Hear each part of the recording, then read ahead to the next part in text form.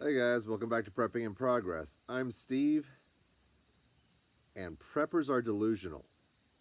Or are they? Let's sit and talk for a few minutes.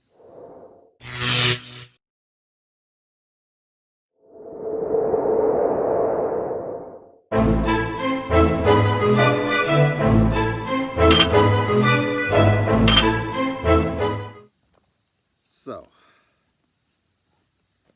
yeah, I'm going to get in trouble. But first, we're back at the bug out location having a wonderful evening. Remember the little wolf? Yeah, he's a big wolf now. And he's walking away.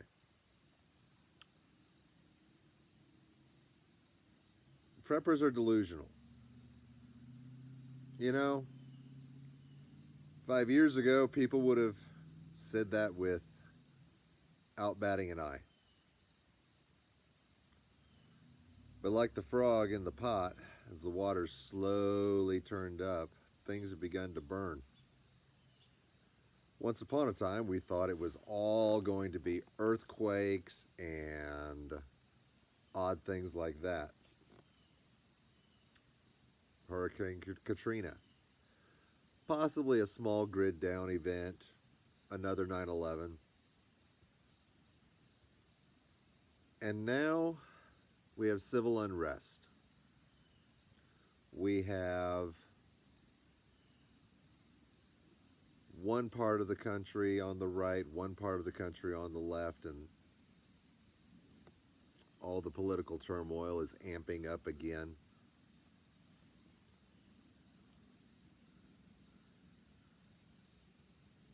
And preppers are delusional. I'm actually not so sure. I'm not taking a stand against some of my friends on here, but many of us talk about having the equipment and ready for Civil War 2.0.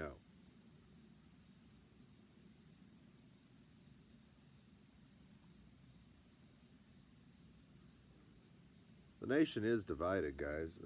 I'm not going to argue that. And violence is sometimes the answer.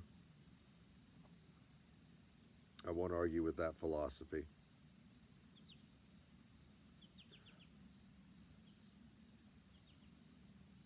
But let's take a look at a few other things that are I see as contributing factors. What are we putting into our brains? I have no problem with going out and getting the tactical training. I have no problem with the guys who put up videos with the toys showing off their skills, discussing what the capabilities are. I have no problem with the guys showing real tactical skills. I support you guys 100%. But, but, I recently read a book by one of my favorite authors in our genre. I adore Franklin Horton. I adore his Borrowed World series. And the first couple of books could have been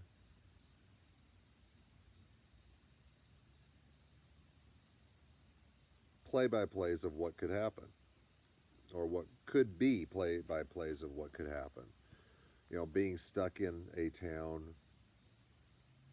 quite a few miles from home, using the Appalachian Trail to get where you need to be. Excellent and well thought out. Valley of Vengeance bothered me. It bothered me because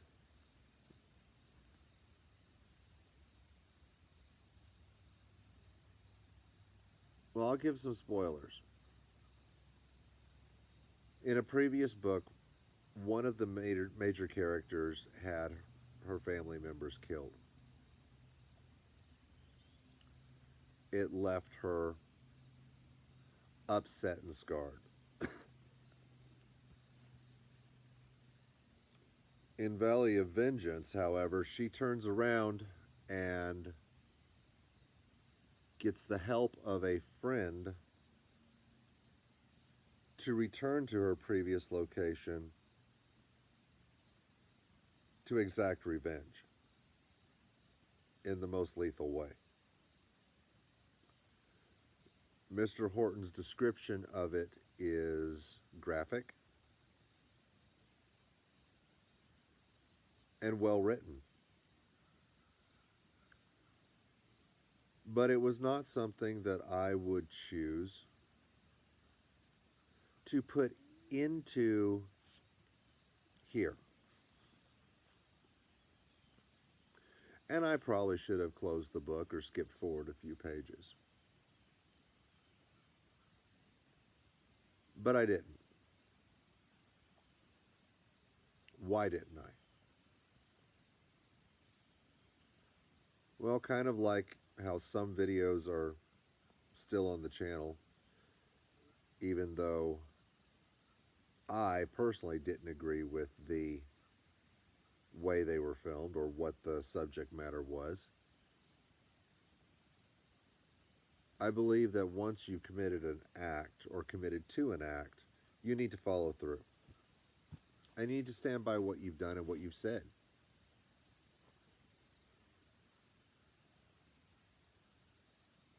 So I went through that part of the book. You know, you give your word, you do your best to keep it. And you don't just give up.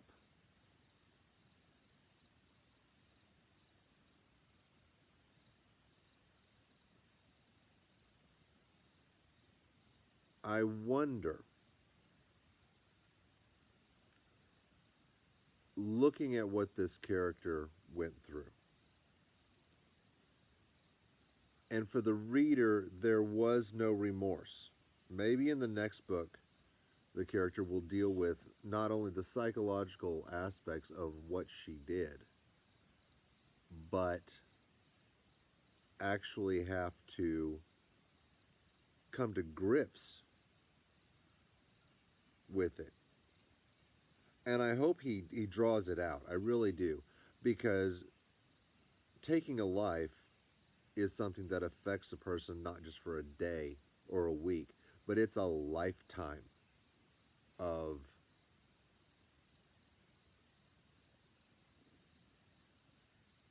insecurity, frustration, anger, sorrow, waking up and having relived those events over and over and over again. Taking a life is never a good thing, even when it's justified.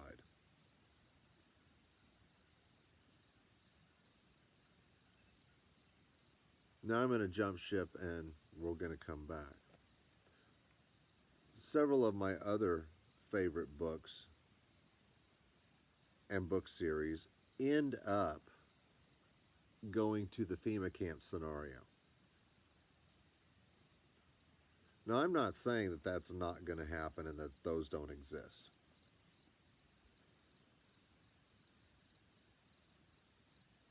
But many books in our genre devolve into the tactical, the storming the camp, raiding the bad guys for supplies, clearing the big bad off his mountain fortress.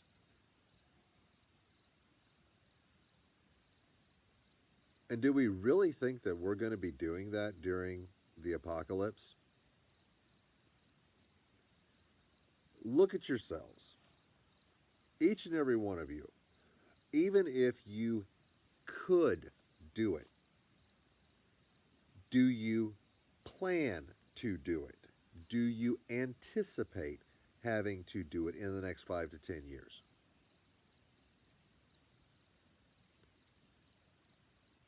Do you honestly think that even if things were to devolve to that point, you have the ability to do something like that?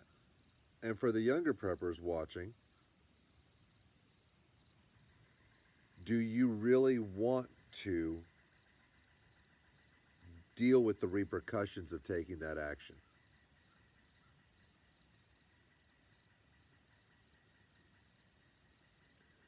You know, I worry that someone who's read these books, seen the Jason Bourne films and Rambo,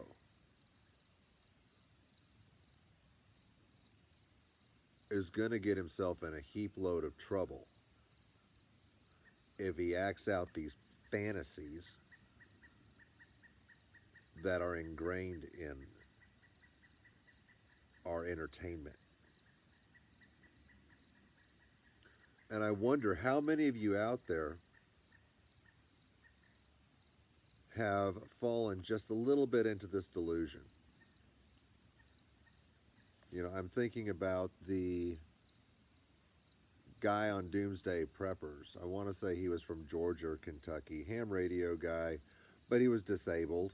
Um, he was on disability, running around on his little property on a four-wheeler, and he looked like the Pillsbury Doughboy in his combat gear. A prime example of living in a dream world where he was going to be Rambo and defend against 30 or 40 attackers. Now, keeping in mind, it's Doomsday Preppers, it's National Geographic Channel, or Discovery, I can't remember which one, but it's one of those mass media channels where they actually went out and they made some of the people look stupid. You know, the format was one semi-solid person with some good stuff, one semi-entertaining, and one lunatic. And you kind of had to cross your fingers and pray that you weren't the guy who was picked to be the lunatic. And some of these guys just fell into it, you know. And honestly, some of these guys, I think, were delusional. You know, you had the guy walking around town in his gear with his sword across his back. You know, okay, I mean, it may be legal, but you've just drawn so much attention to yourself in the good times. Everyone's going to recognize you in the bad times, even if you try to go gray man.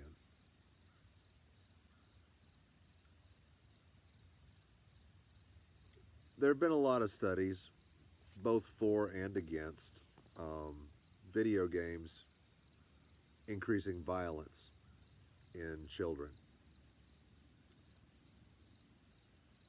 Depending on which side you come down, you can come up with ample evidence for your side. You can come up with ample evidence that violent video games have no effect. You can come up with ample evidence of violent video games having effect.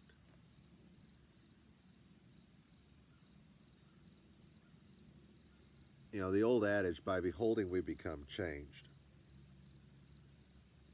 Most people can hold on to their grip of reality and not go out and think they're the Master Chief from Halo or John J. Rambo.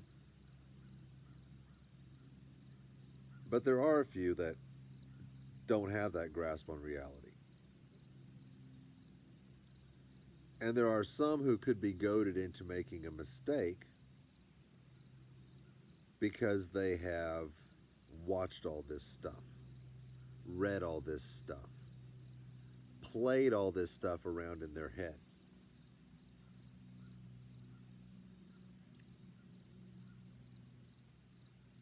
So yeah, I'm going to say some of us out there are delusional. You know, I've lost a very important member of my team who knows where this location is, who knows the layout of the land.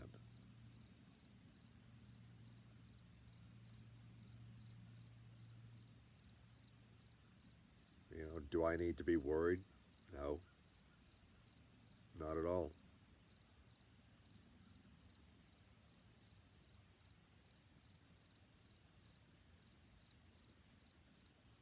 But if I were one of these dreamers,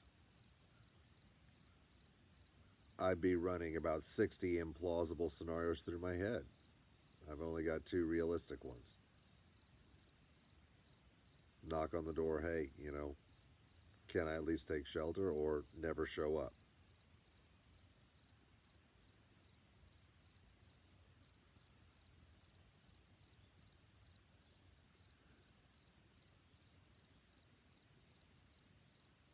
We enjoy fiction.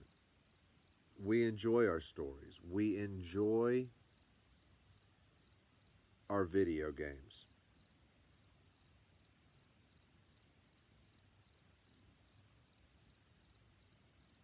But for those of you out there who are not actually going out and taking pistol classes, classes, learning to bow hunt, and actively using your tools, I want to encourage you not to get wrapped up in the dream of being your favorite character in a book or movie.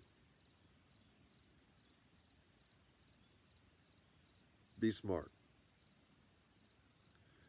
If civil unrest comes to your town, comes to your neighborhood, be smart. Don't try to be a hero. And for those of us putting out media, let's take an extra minute and make sure what we're doing is going to help people and not get people in trouble. Now, I know several people out there who have the skills. I consider one of them one of my best friends, one of the few people I trust with everything that I could ever have. If that man called me today, actually several men on YouTube called me today and said, I need your bank account information. Okay, done. They called me and said, I need your bug out location. Okay, here it is. Done. There's one who's a former Green Beret who I consider an acquaintance, who I respect greatly. And I adore his wife to no end. She's a lady that I look up to. If he called and said, you don't know me well enough, but here, this is what I need, absolutely, sir. 110%. If one of his tribe called me and said, they need this, okay. If I have it, it's yours. But those people have the skills and the common sense and the training to go along with the equipment. So I'm going to urge you,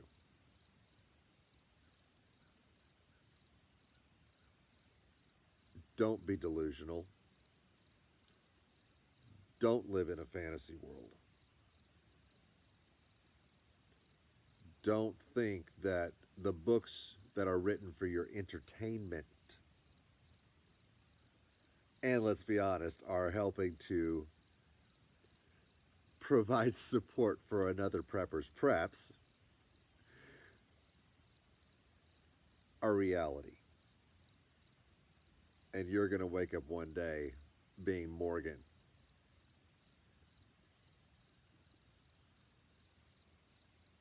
Be smart. Be safe. Get the training. All right, guys. Thanks for watching Prepping in Progress. Sorry it was just a thought piece instead of some of the other things, but we've hit a snag in the tiny house department, and we're dealing with it. So I'll see you soon. And for all my vets out there, you're in my prayers. Call if you need me. Take care.